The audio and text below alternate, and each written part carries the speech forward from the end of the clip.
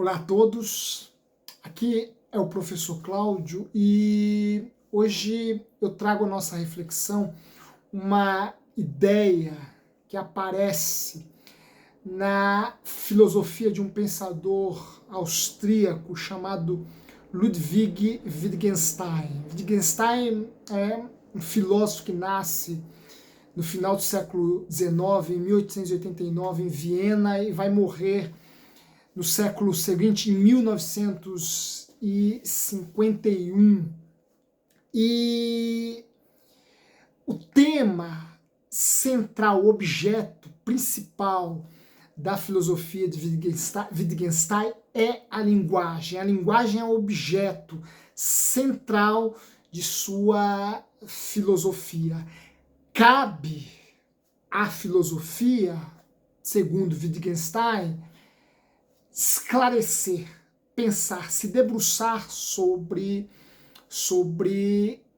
a linguagem. E o que seria a linguagem para Wittgenstein? A linguagem para Wittgenstein seria uma imagem lógica do mundo. Ora, a linguagem representa o mundo. Para Wittgenstein, a linguagem possui esta função precípua, essencial. Ela representa os fatos, ela corresponde aos fatos do mundo. E uma proposição, um juízo que emitimos será verdadeiro ou mais verdadeiro à medida em que ele corresponde ao mundo. Portanto, uma imagem, uma proposição, um juízo acerca do mundo será verdadeiro à medida em que esta imagem, em que esta proposição represente os fatos do mundo. Ora, para tornar este argumento mais claro, Wittgenstein recorre a um exemplo, recorre a uma parábola, por assim dizer, que torna mais tangível essa sua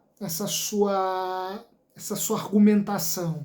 Olha, dirá Wittgenstein, se alguém se propõe a pintar uma obra e decide intitulá-la Beethoven escrevendo a Nona Sinfonia, esta imagem, para mim, se apresenta extremamente clara, fidedigna àquilo que ela representa, a este fato do mundo. Porém, o mesmo não seria possível afirmar se alguém decidisse pintar um quadro no qual Goethe escreveria a Nona Sinfonia. Ora, vai concluir Wittgenstein, este quadro seria, para dizer o mínimo, penoso ou ridículo. Ora, se alguém decide pintar um quadro intitulado Beethoven escrevendo a Nona Sinfonia, ora, isso me pareceria extremamente fidedigno a um fato do mundo, a um fato da história, a um evento haja vista que coube a Beethoven escrever, compor a Nona Sinfonia. Entretanto, se alguém decidisse pintar um Goethe escrevendo a Nona Sinfonia, isso pareceria ridículo, porque de Goethe nós temos notícias de um Fausto, dos sofrimentos do jovem Werther. Olha, estas são as obras de Goethe. Agora, não nos consta que ele tenha composto a Nona Sinfonia, uma sinfonia, muito menos a nona. Ora, foi Beethoven quem compôs a nona. Embora Wittgenstein se detenha aqui, não avance por esta vereda, ele nos deixa um caminho aberto para tecermos algumas considerações. Vejam, uma das coisas que eu mais busco nos textos filosóficos, em minhas leituras acerca dos textos filosóficos, são as portas que esses autores deixam abertas, os caminhos que eles sinalizam, embora não tenham trilhado, embora não tenham percorrido. Outros, talvez, fizeram em seu lugar. E, embora Wittgenstein não vá por esse caminho, fica aqui muito bem claro que, de certa forma, a nona sinfonia determina, por assim dizer, a identidade de Beethoven. Ora, a imagem, um quadro, uma pintura de um Beethoven compondo a nona sinfonia se nos apresenta como uma pintura que corresponde à realidade, que corresponde a um fato do mundo, porque existe um ajuste natural entre a nona sinfonia, um ajuste perfeito entre a nona sinfonia e Beethoven.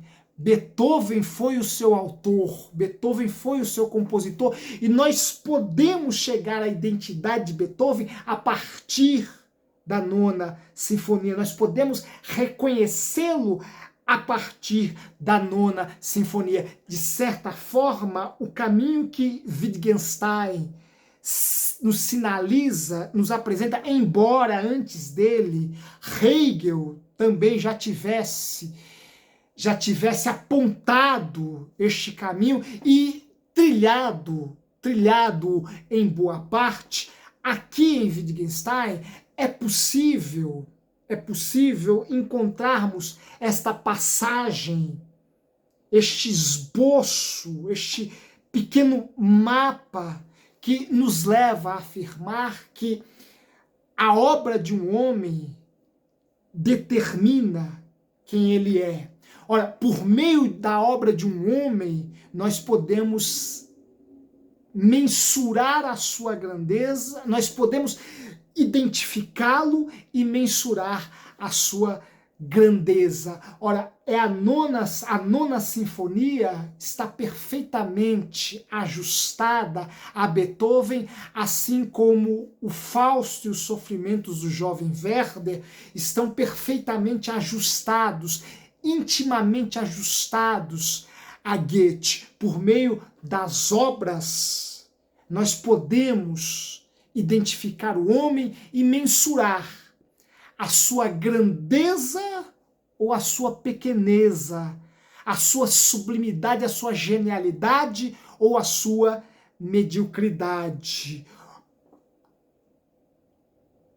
Oxalá que nós tenhamos a consciência de que seremos também reconhecidos por meio de nossas obras, por meio de nossas ações, por meio de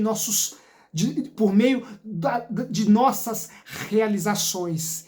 Isto diz muito mais acerca de um homem do que meras palavras, do que meros discursos. Ora, o que fazemos determina quem somos. É uma passagem aberta na filosofia de Wittgenstein e que tem muito a nos ensinar. Um grande abraço e até a próxima.